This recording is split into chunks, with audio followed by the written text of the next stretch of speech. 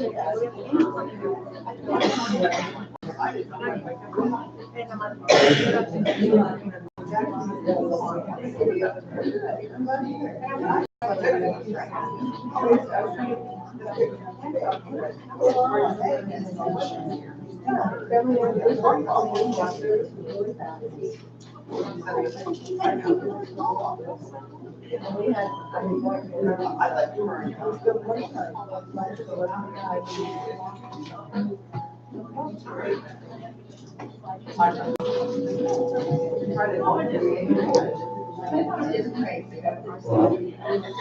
how are you? We moved up here, so we're ready for class. You're ready.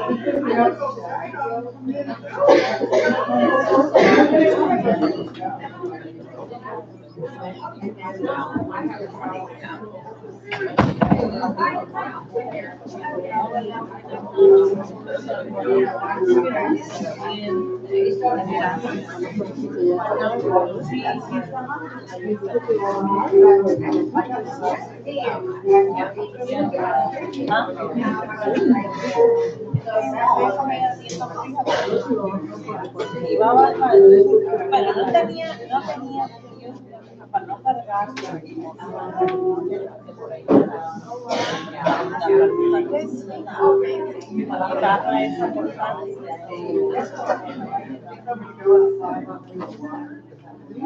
ahí arriba en los salones hay pizarra, pero usted quiere ir.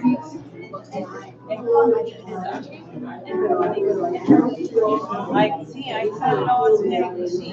Yo estoy en un salón allá el que estaba arriba, el que estaba al lado de la otra sala, y escuchábamos Wait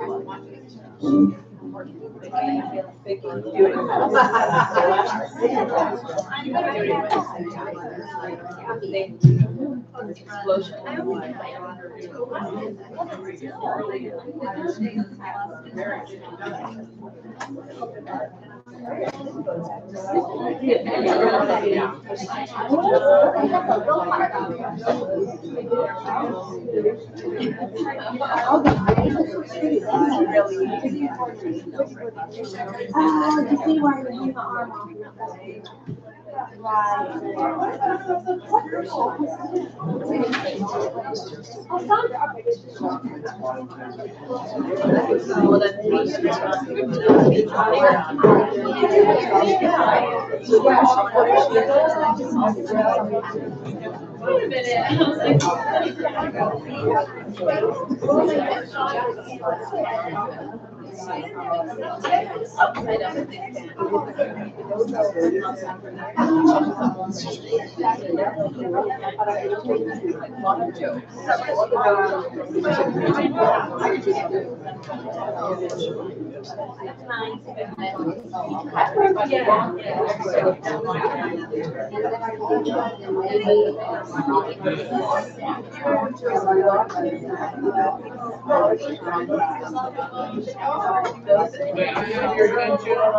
I was like, we're ready to stand and say the Bible.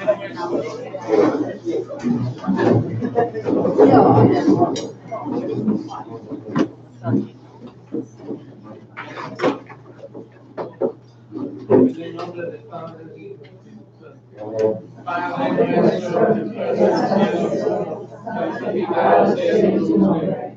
Venga a nosotros tu reino. Hágase tu voluntad, así en la tierra como en el cielo.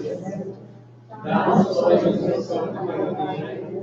Perdona nuestras ofensas, como también nosotros perdonamos a los que nos ofenden. Y no nos dejes caer en tentación, mas líbranos del mal.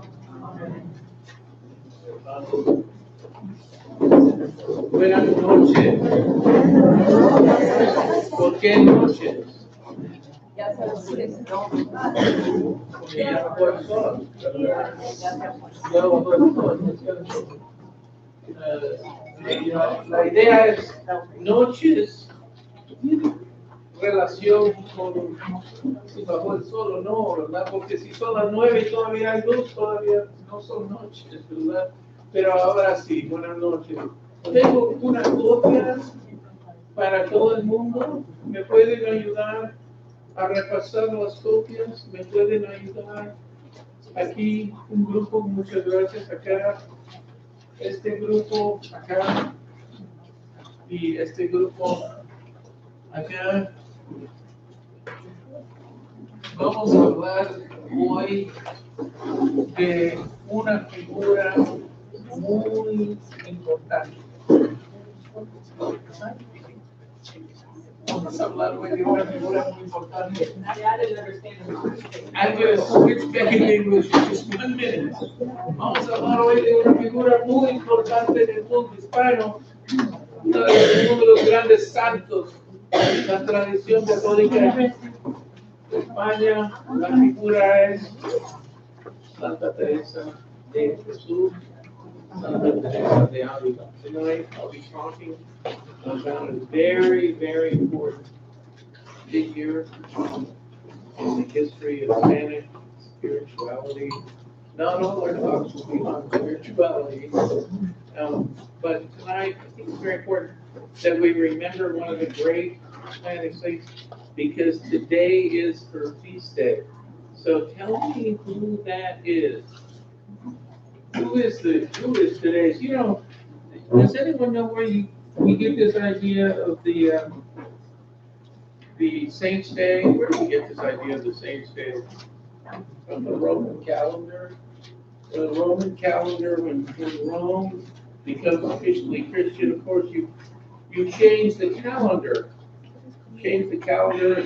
Sometimes you turn the feasts, the days of celebration, from the pagan holiday. Exactly. You take them and you say, okay, what are we going to call this one? Here, now let me give you an analogous example.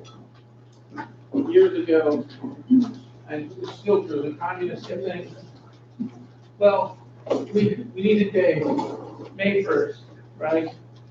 The day of the worker, the day of the worker, the day of the worker. So the Catholic response is, okay, no problem. We'll make it St. Joseph's Day, right? The day of St. Joseph the worker. You know, so you Christianize, you know, something that started there.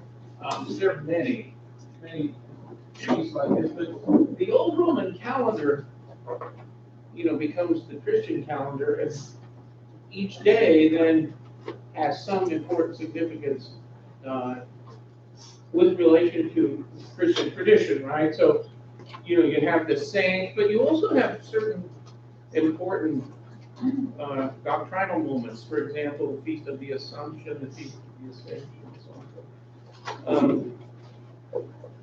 Now, speaking in terms of calendar, what, I'm just touching base here, when we think of Easter, what's the basis in terms of the calendar, in terms of the time of the year, in terms of the, you know, that moment? What is the basis for that? Can you tell me? What's the source for Easter? Exactly. It's Passover. It's based on Passover. It is Passover, right? It's during Passover. If this takes place, right? You can't say that one is pagan, right? That one is, in fact, you can be sure, not only not pagan, but more specifically not Roman, not even a little bit. Okay, well, so many, I mean, most of the days of the year uh, help us remember an important figure in the history of the church. And today is the feast of Saint Teresa of Avila, also called, in fact, probably the name that I would say would be more appropriate was the name Santa Teresa de Jesus. Santa Teresa de Jesus. We, of course, remember her because of her connection to the city of Avila. Now, where is Avila? We can see maybe a scene of the old city. Oh, perfecto. The walled city, this city was a very, very important medieval city. It was a Roman city too, of course, like so many cities. Not that far from Salamanca. Maybe someone could look up that distance, because I want to make a point about the distance between Salamanca and Avila in just a little bit. If you look at Avila, think of where it is. Yes, you have to kind of go up to the city, and it's a walled city. Oh, no, it's not. It's not an accident that in medieval Jewish tradition, Avila was sometimes called the Spanish Jerusalem. The Spanish Jerusalem. It's the walled city, right? It's up a little higher. In Israel, you see going up to Jerusalem. You go up to Jerusalem. It's up higher. It's the walled city. Avila was a walled city. Saint Teresa lived in Avila for a long time. I think that she, which is, by the way, this was Dr. Ruiz put together these wonderful handouts because they also have the not the wonderful that wonderful prayer from Saint Teresa. But Saint Teresa lived in the city. She was a Carmelite in the early years, a Carmelite, later the Scots Carmelite, because she reformed her order. In her own time, she was a little disappointed with the way one lived in her early years as a Carmelite in Avila. She said, the same sort of distinctions that you found outside of the convent, you found in the convent. For example, the people who were from an upper class maintained that status within the convent. The people who didn't have as much, they were of lower status. And also, there was not only were there these different social divisions, there were also certain benefits that those who had more money had and so on. And she said, we need to go back to the origin of our order. Because the Carmelite order started long before the time of Saint Teresa. It's medieval order. We need to go back to our primitive rule. Now, if someone can just clarify what is meant by the notion of primitive rule. You answered that last question so nicely. Do you know what primitive rule would mean? Well, I don't, but I. Take a great guess, yes. It goes back to the primitive times of the founding beginning. At the beginning of that order, and the rule means the rules or the structure, the rules that are in place for the people who live in that community. So the primitive rule means we're going to go back to the way things used to be. There were no social classes. Everyone was the same because everyone embraced poverty. You were to embrace poverty. Saint Teresa of Avila says, we've just gotten so lax here, and you don't really see that much difference between the way we live inside and the way we live outside. This is wrong. We need to live according to our old rule. So we're going to live by the old rules, the strict old rules. And she said, this will make it better for everyone. And she became, in her own time, a legend. She was an amazing leader, an amazing founder. New religious communities are all fertilized. Where's discalced, which means, what's the meaning of the word discalced? Yes, in Spanish you say descalzo, which means barefoot, right? She often, well, she always walked in sandals that were basically made, there was a sole and then there was a rope. Sandals with rope, and that's how the Carmelites of that age walked in. Between Avila, did we find out how far that was, Avila and Salamanca? She had a famous confessor who lived in Salamanca, and she would walk to see him from Avila just to go to confession. Many times in the snow. That part of Spain gets pretty cold. Even Madrid, and those who know Madrid and all, know that Madrid in the winter can be pretty cold. Well, Avila and Salamanca are a little higher. She would walk from Avila to Salamanca to confess, to talk to her spiritual director. Very important. It was hard for her to find someone who could be a good spiritual director, because for one thing, whenever she mentioned early on looking for someone who could be the right person to guide her, that she had had visions, they immediately said, I can't work with you.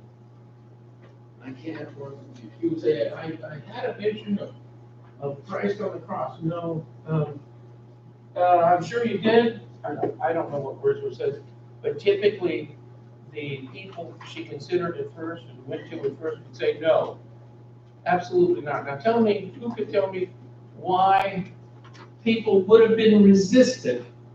Notice how mountainous it is there.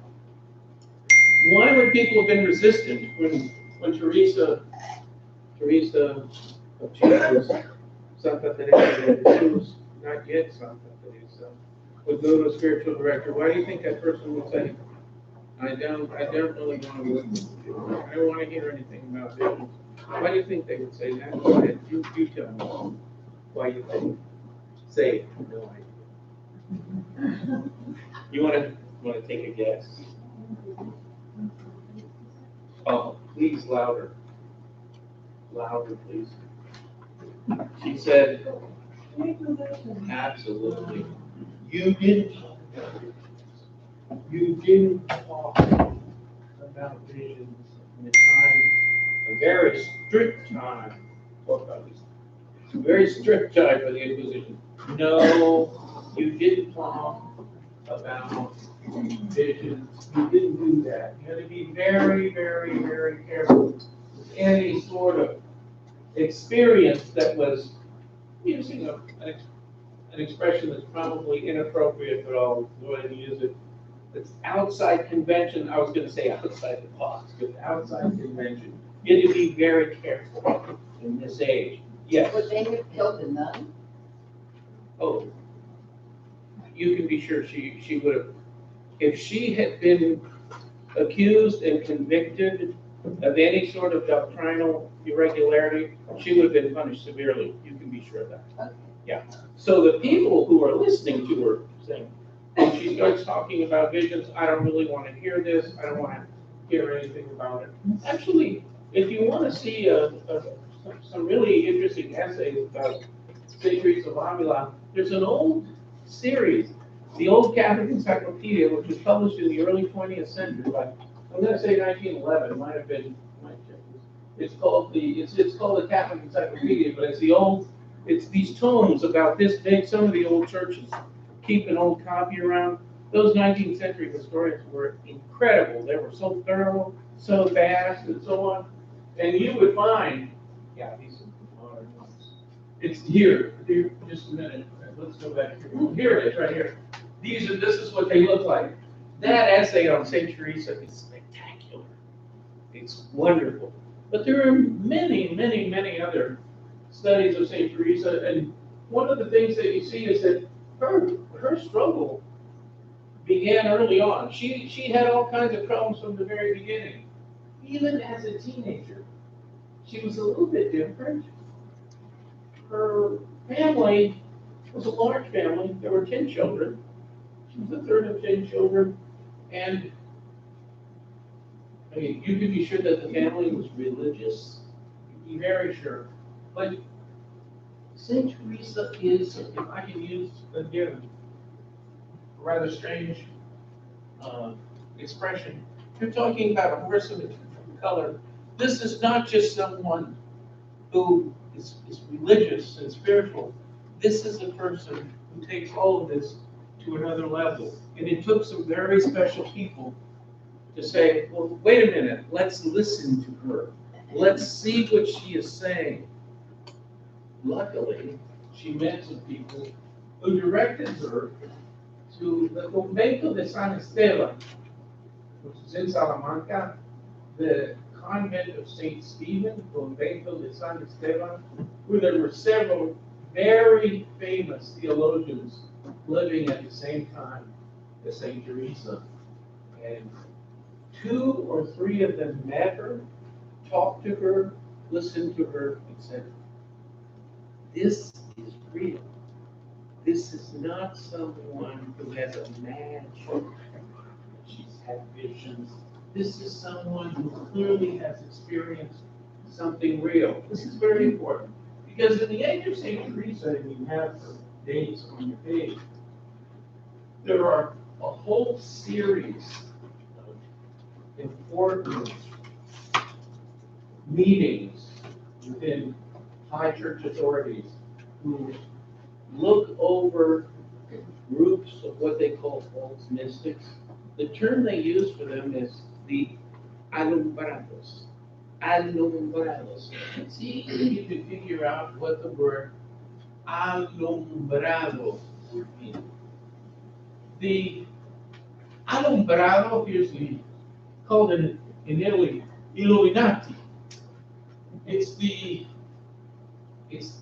practitioners of a mystical form of Catholicism in the 15th and 16th century, but some of them really were no longer Orthodox. They were experiencing all kinds of physical experiences, visions, and so on, and the church decided to crack down on the battles. No, this is wrong. There's something clearly wrong here, and they investigated hundreds and hundreds of cases of alumbrados. This is the age in which Teresa of Avila lives.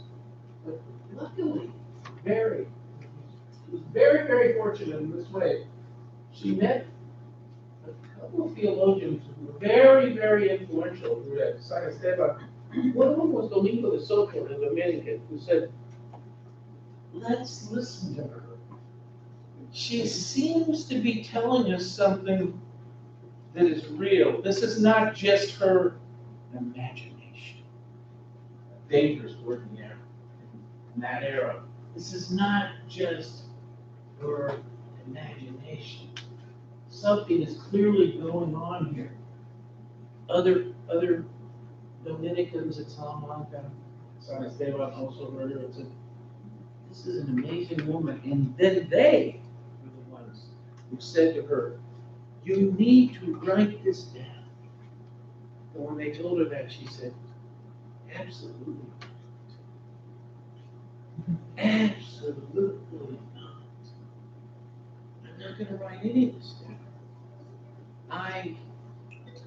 I'm not a person who has training. What did she mean by that when she said, I'm not a person who has training? Tell me. Go ahead. What did she mean? I'm not a person who has training. Yes. Well, she wasn't a writer, she wasn't educated. She doesn't really have a university education. No. For one thing, women are not allowed to go to university then. She's no university education. She's had some training, of course, catechism, some training, that Carmelites had at the time. The men had way more. The men went through a whole course of theology. The women had more what we would call probably sort of doctrinal training, some catechism and so on. They had training, but she says, I'm not a person of any training. I can't write. Can any of you imagine the case of a woman centuries ago who, as a woman, just said, no, I'm not going to write for these men or because these men tell me to. I will embarrass myself. She tells us this later in her own work. She said, I didn't feel like I should be asked to write or that I could possibly write. She said, besides that, there's another problem. She tells us this. I'm not well. And she said near the end of her life, in all my life, I can honestly say, I have never had a day when I was well. She suffered from horrible headaches, migraine. I'm supposed to for migraine headaches.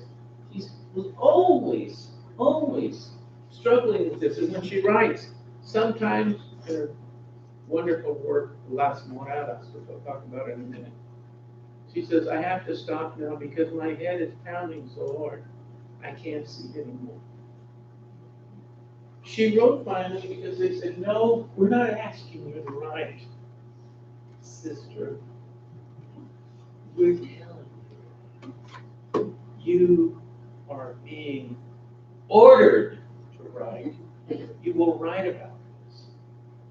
So she has the strangest handwriting. How do I know? Because if you go to the Escorial in Spain, you can see the manuscript of Las Moradas, the Imperial Castle. Handwriting, it's just, you can't even imagine trying to read that. It's all the scribbled stuff. But she said, okay, all right. So she starts off writing about her experiences. That must have been touched up. I don't see that. That surely is a copy of one of her autographs, which means written by her. But she said, I have no training, I don't know how to write. And when you read facsimile edition of St. Teresa's, any of her works, see she doesn't really use punctuation very well. She misspells words, which is very unusual for a writer at that time. But somehow it all fits together. She wrote a work called Libro de la Vida, which is really kind of a little bit of an autobiography, but it's not really an autobiography because it isn't a work. This is what I've done. This is who I am. These are my comments. No. This isn't the young Barack Obama writing his life story before he's, 35 or 40 or something. No, please forgive me for that comment. This is someone who is older, who's writing about mostly spiritual things. These are the things I experienced. These are the things I have seen. And as she writes, her spiritual directors read this a page at a time and say, okay. They're saying, okay. Why are they telling her, okay? Can you tell me why? You? Why are they telling her, okay? Pardon? Also, this meets with our approval. Why? Because there is nothing heterodox in any story. In other words, everything she talks about is within the bounds of Catholic orthodoxy. Every single thing. So none of this is heterodox. Let's listen to it. A step at a time, a word at a time. And they examine it a page at a time, and they say, okay. And then they say, we want more. So she writes another book called Camino de Perfección, The Road to Perfection. And she tells, again, stories from her own life, Camino de Perfección. One of the things that scholars of St. Teresa say, it's here that we begin to see the clearly defined tripart division of experience among mystics. It's in her, it's classic. The first sort of level of this experience, which we call mystical experience, is what we call the purgative mode. Purgative, as in purgation, is where you go for a long time living a spirit of abstinence, of mortification, and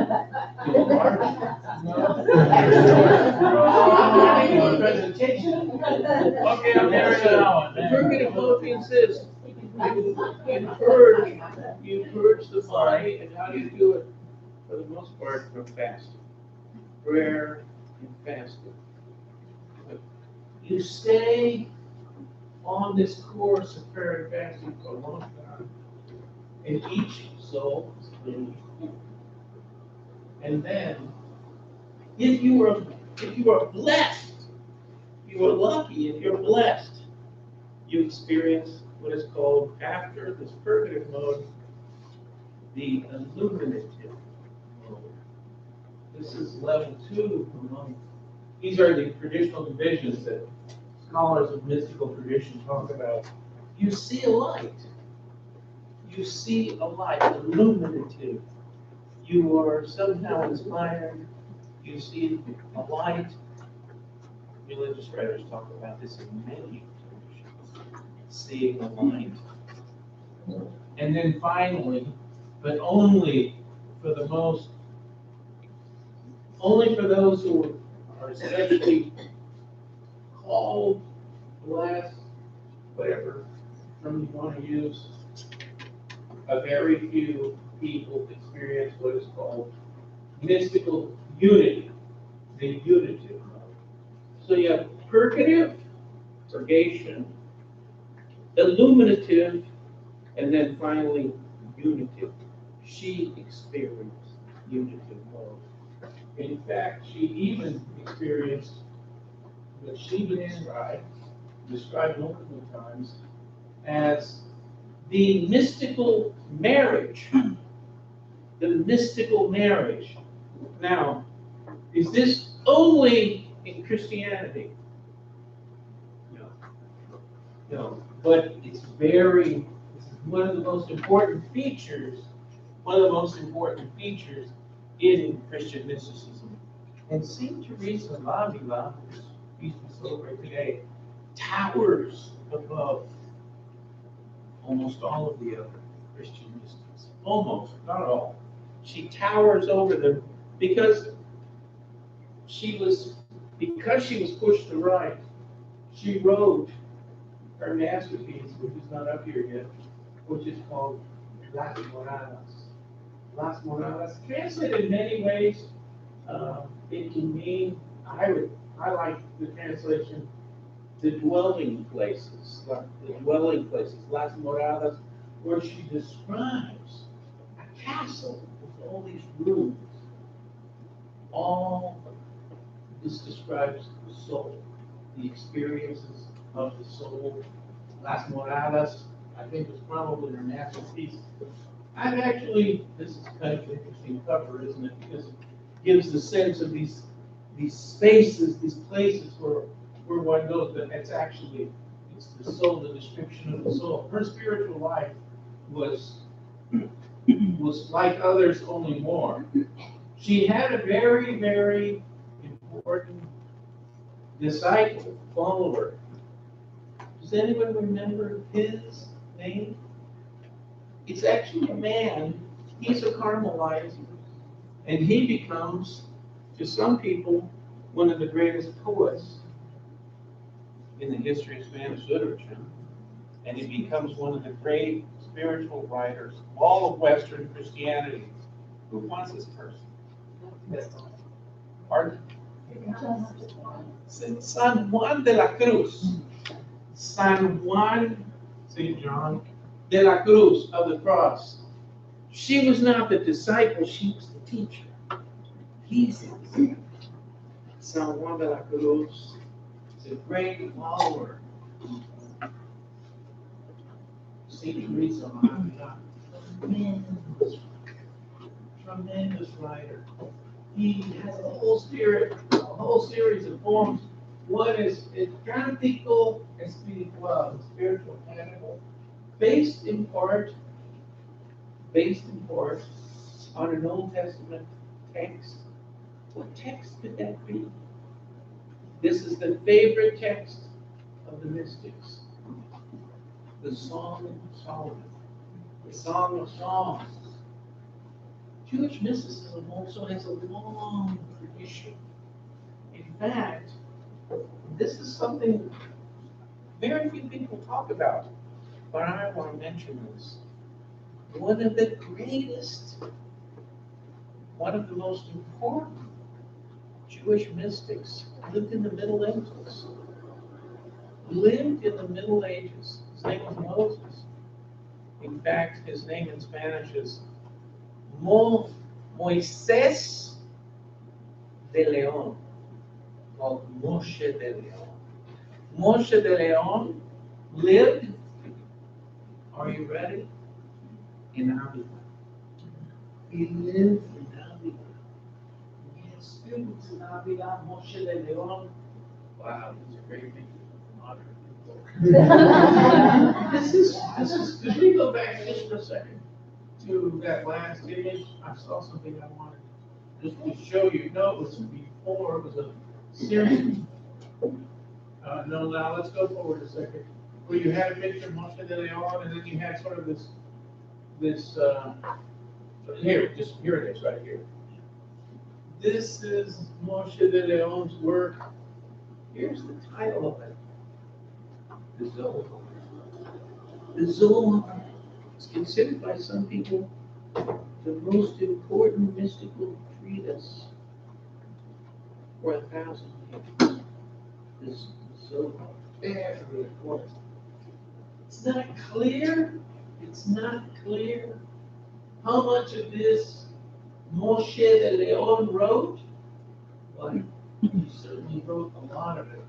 After his death, the widow didn't have any money, so she went to talk to the rabbi there in Avila, who said, he was always talking about these manuscripts that he had copied from, the work he's written. Surely he had manuscripts. And she said, no, he didn't. And they went to the house and they said, so show us the manuscripts so that we can buy them and the family can have something to live off of. And she said, see this table? It was a kitchen table.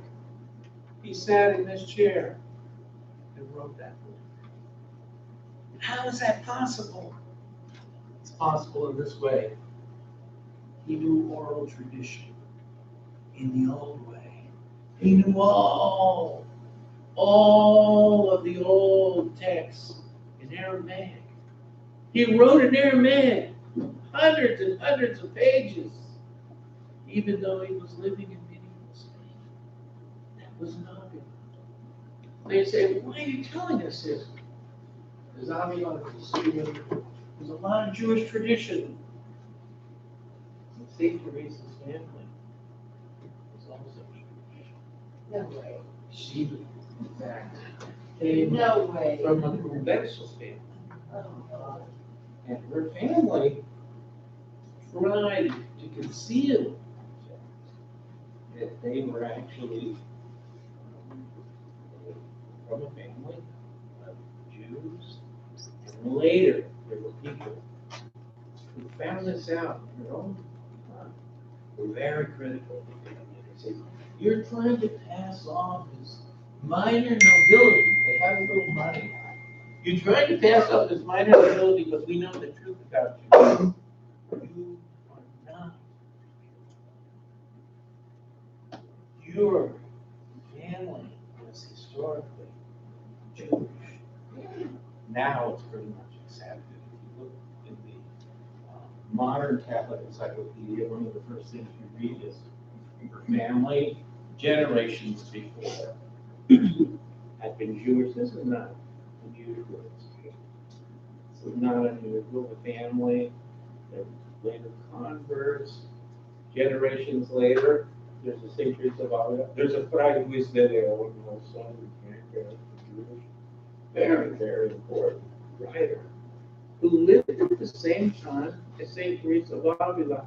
And he did something that in that age would have been very unusual. This Fray Luis, who was a professor at Salamanca, was accused of being Judaizante, Judaizing, because of his translation from Hebrew into Spanish of the Song of Songs, the text he taught often. And he was sent to prison for 5 years. When he returned from prison, let me stop right there. When he returned from prison, he said, his famous words were, como decíamos ayer, as we were saying yesterday. He never recounted. He said, I translated what I translated because it was right. He translated a text, a version, Song of Songs, from manuscripts that were in Hebrew, and he revealed that the Vulgate, the official Catholic translation of the Latin, has several mistakes, long since corrected. But he was the person who saw that. And he wrote this near the end of his life. Aquí, this is Fray Luis de León, living in Salamanca. Aquí la envidia y mentira me tuvieron encerrado. Here envy and lies kept me incarcerated. Dichoso el humilde estado del sabio que se retira de aqueste mundo malvado. Happy the humble wise man who retires from this life. Y con pobre mesa, pobre mesa means a poor table, but it can also mean a poor altar. Y casa and house. En el campo delectoso, the sweet countryside, with only God is happy. Y a sola su vida pasa, and he lives alone. Ni envidiado ni envidioso, neither envy nor envying. Saint Teresa was really the one who inspired this kind of thinking with her magnificent text, Que nada te turbe. Que nada te turbe. You have it there, right? Que nada te turbe. One of the things Fray Luis de León did right before his death, he wrote a biography of Saint Teresa. He was such a great admirer of Saint Teresa that he wrote a short biography of Saint Teresa before his death. Here's your text. Nada te turbe. You have the translation too. Do they have the translation? Yes. Yes. Let nothing disturb you.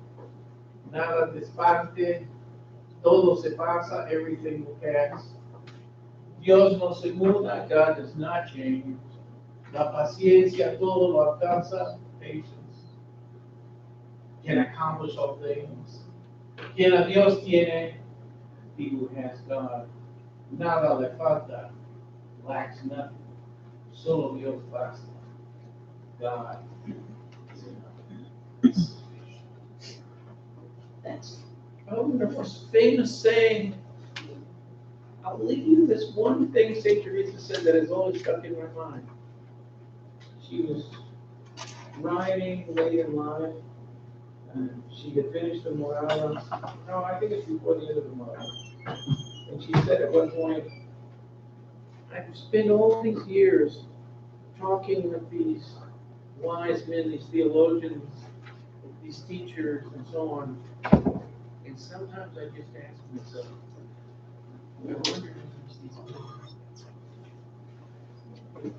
Let me just say this, compared to her, they did the great. That's why in 1970, she was declared a doctor of the church. I was pretty impressed. Muchas gracias.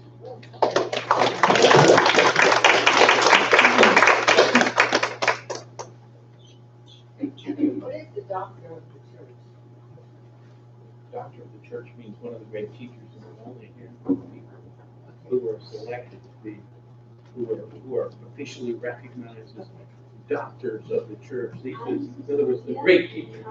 Here we go. I think we're gonna shut the lights off. You hear a video? Yeah. That wasn't the fifth century. I mean, the fifth centenary.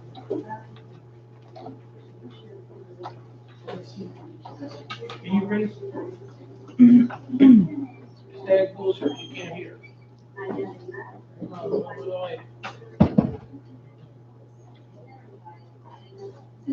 Celebrating the anniversary of 500 years. Keep in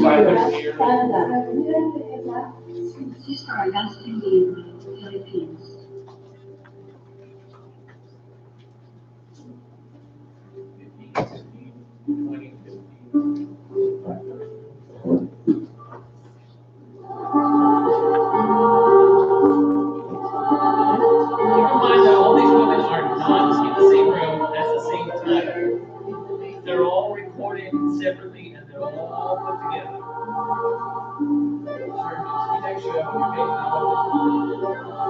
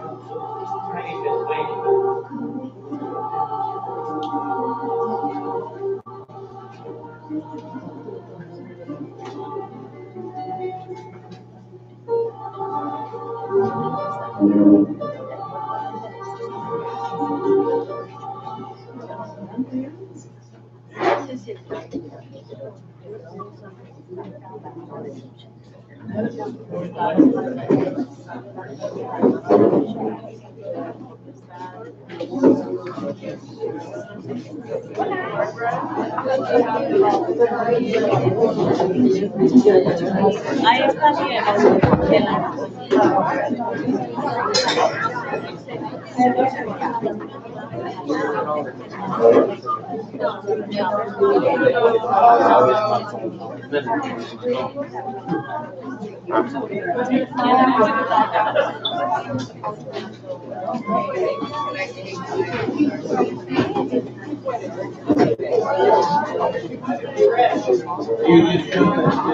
Didn't know what.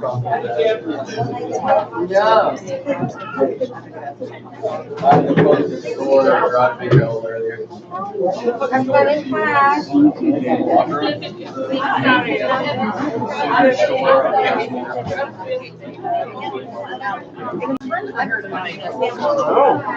What is everything? I think we're completed.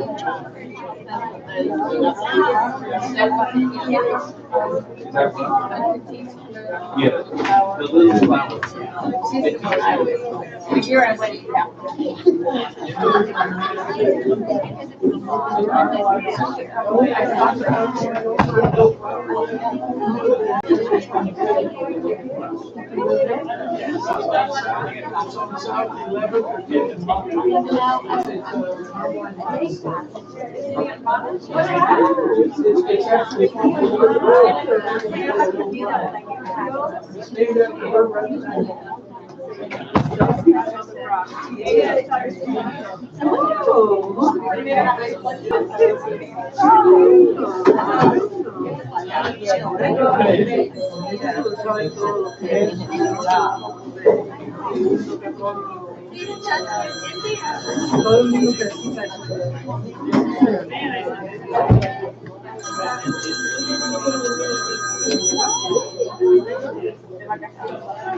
Hello, whiskey.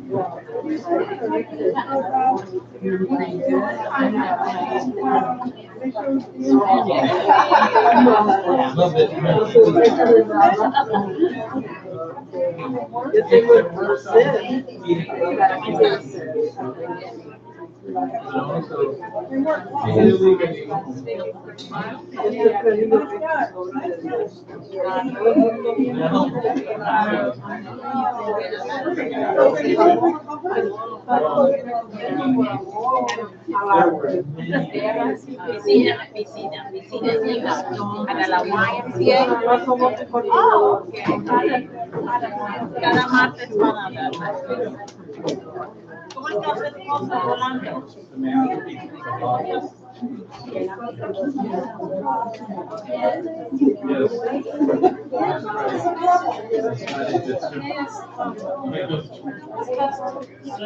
I love your voice. I love to hear you talk. I just want to hear you talk. I just want to read